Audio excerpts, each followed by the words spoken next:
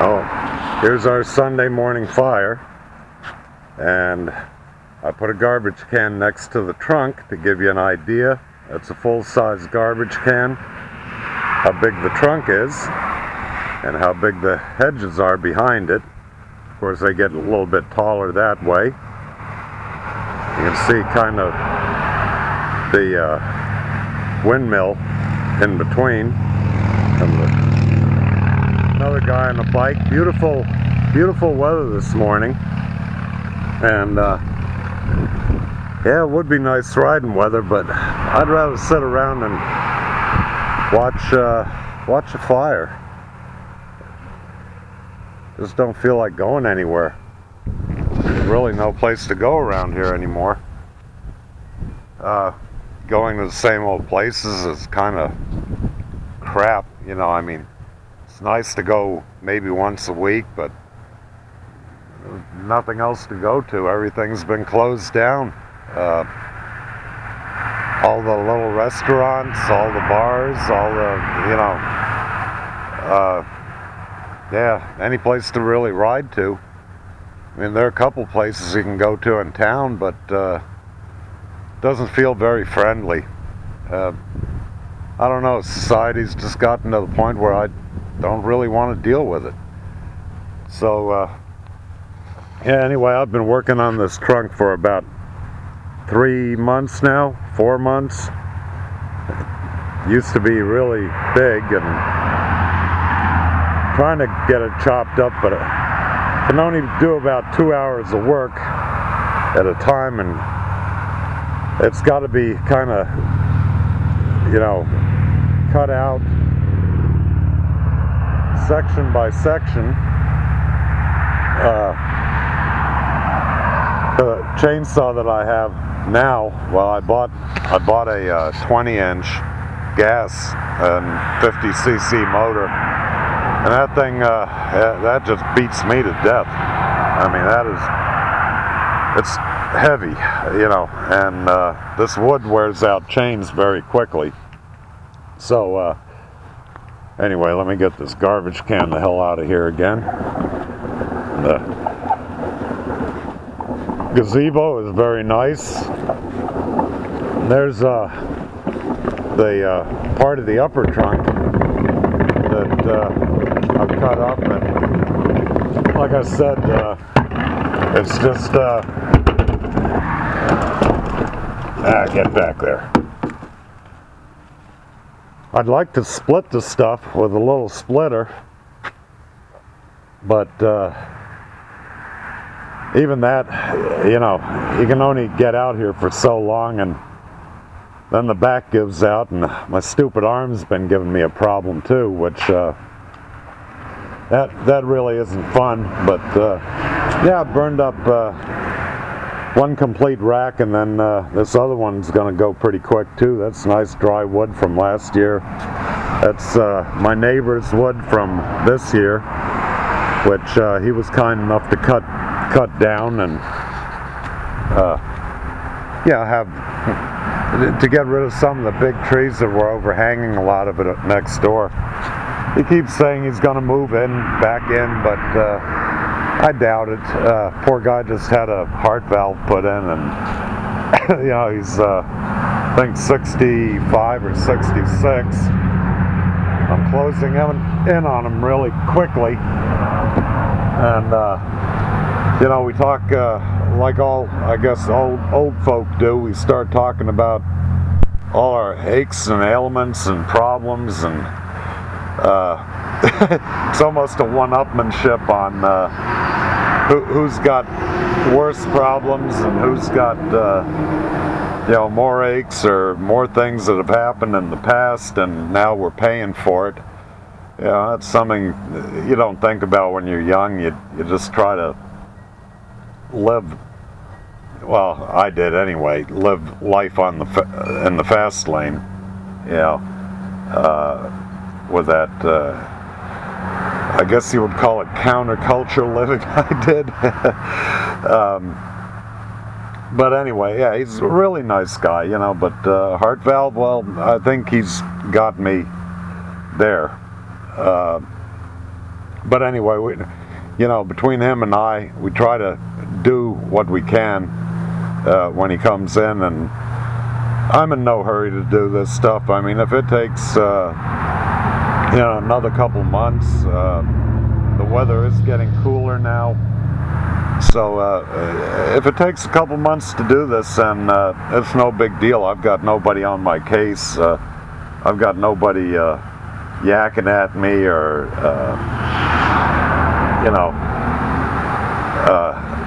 pushing me or bitching or doing anything like that. So I do what I feel like and when I can, and that way, it's good for other people too, because they don't get to hear me complaining, except on YouTube occasionally, and BitChute. I'll put the link below for that. If you don't like watching YouTube, which I will go to BitChute for everything I can, but it's still the game in town. But yeah, so this is a Fireside Sunday morning chat, I guess, and yeah, not much to report. Like I said, the weather's beautiful, perfect to have a fire, sitting back 10-15 feet from the fire. Really nice. If it warms up, I got this little fan here that I picked up at Walmart, of course, and I turn that on low and it gives a nice gentle breeze. I mean, I enjoy the hell out of this. I really don't miss people being around, constantly talking. I like the quiet time. I like my solitude, and yeah, with the traffic noise, well, no big deal. And we get to watch, a couple of the bikies go by, as the Australians call them, bikies. I guess that's a fairly fitting word for what we got riding around nowadays. So yeah, that's it. Report from here. I thought I know that Felix Una wanted to see the tree trunk, was something in the background, because last time he remembered these bushes, which, yeah, not even a year ago, were not even touching each other, and they were probably only about, hell, maybe 2.5 feet tall, and with all the rain we've had this year, they're well over 6 feet, so they're getting close to 7 feet in some places. So I took the couple of Laura Petlum, those purple ones, I took them out of the middle there, because they just didn't want to grow, and I planted the same kind, and those I planted this year, right at the end of, well, right when it started getting warm, so right around May I planted them, and those were little 2-gallon pot plants, which were about maybe 1.5 feet tall, and you can see they've grown to well over 4 feet, a little over 4 feet, so I'm happy about that.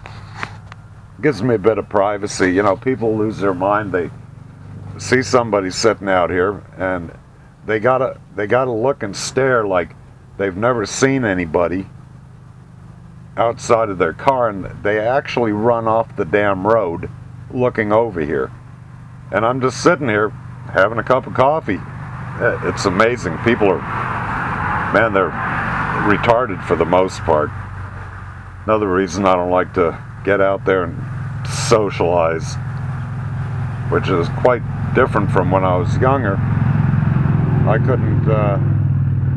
couldn't stand to stay at home. I mean, I had to be out all the time, especially at night, man. I was a night owl, riding, hitting, 7-8 different places at night, causing trouble, doing all that. I've done a 180. The older I get, the less it intrigues me. The novelty's just gone. The people have changed. Society's changed. Things we used to get away with back in the day, if you did them now, with everybody that has a camera on their phone, and you know, there'd be 9 million ways to one that most of us, including me, would be doing life in prison or something. You know, so all the fun's been taken out of it, man. You know, technology's great, but in a way it really does suck.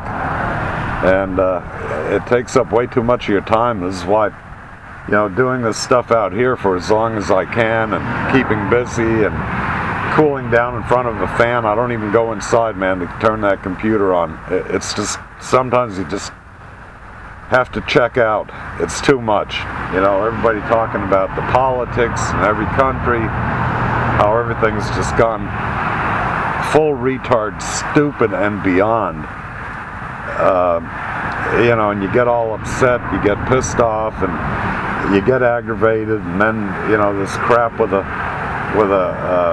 colleges, what's going on in there, and you know, at my age, I wonder, you know, why am I even getting upset, man? I'm not going to live long enough to care about these total morons that, you know, have brought the world back in time, you know. And then you've got this immigration thing going on, which, you know, it's dumbing down every country. So technology is going to be going backwards. You know, it'll probably be set back, God,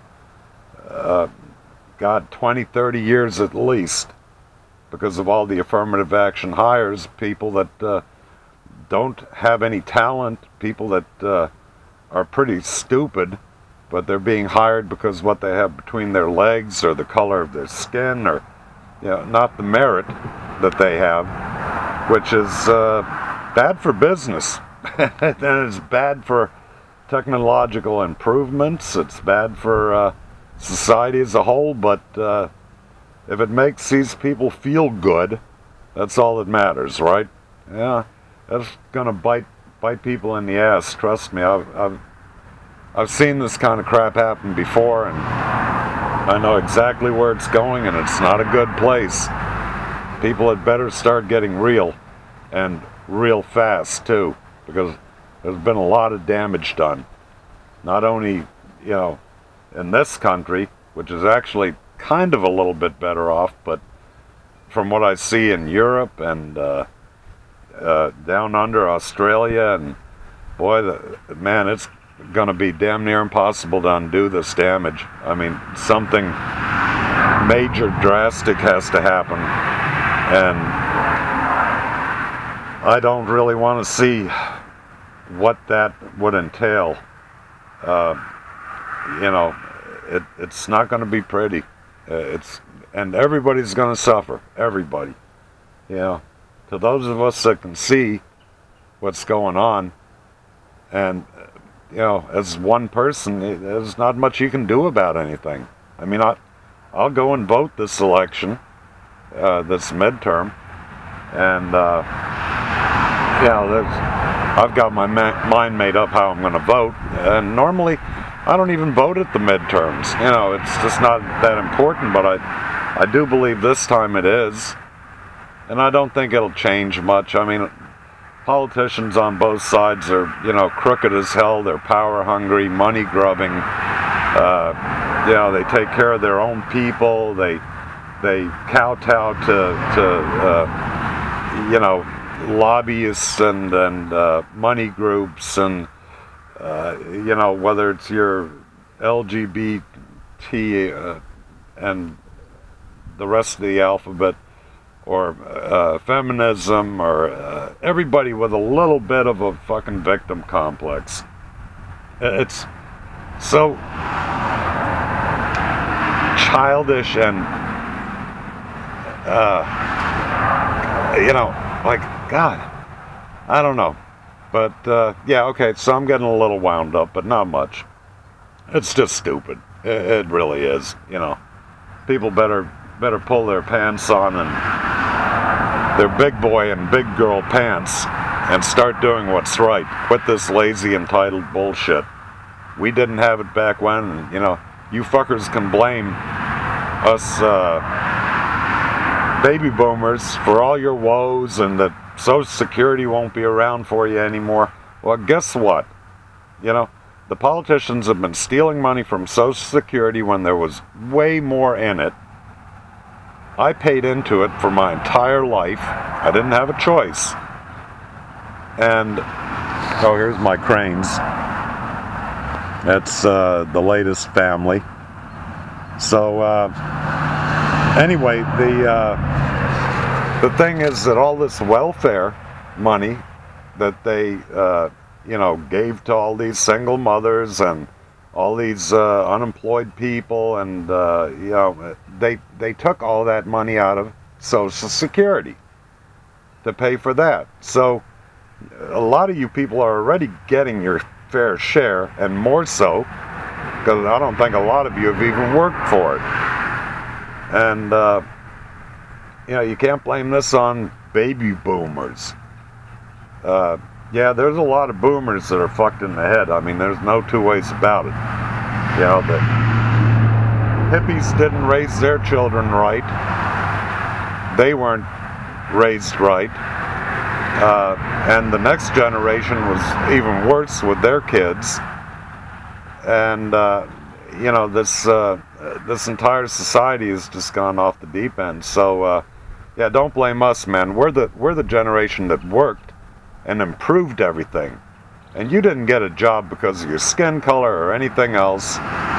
There was very little affirmative action, and that was basically for equal opportunity when Kennedy put it in. And, you know, some of the affirmative action was, yes, for blacks, which, but it wasn't rampant. You know, they hired blacks that were capable of doing a job, well, for the most part, not always. But, you know, you didn't get a job unless you were good at what you did, and you had to continue being good. You couldn't just, like, skate along and do whatever the fuck you pleased. And you'd get fired and, you know, get your ass handed to you in a day if you didn't do your job right. Yeah, nobody owed you anything, and you worked hard. You know, we didn't get a lot of money. Now, I did later on when I was, you know, a top mechanic, a top A tech. For many years I made a lot of money, and then I had my own business and made good money. But it wasn't easy. It was 16, 18-hour days, usually 6-7 days a week. And when I wasn't doing that, I was taking care of the stuff at home, and, you know, housework, yard work, you know, doing repairs, I mean, you name it, you know. So shit wasn't handed to me or anybody I knew back then. And like I said, we paid in every penny to that Social Security, and most of us won't live long enough to collect any.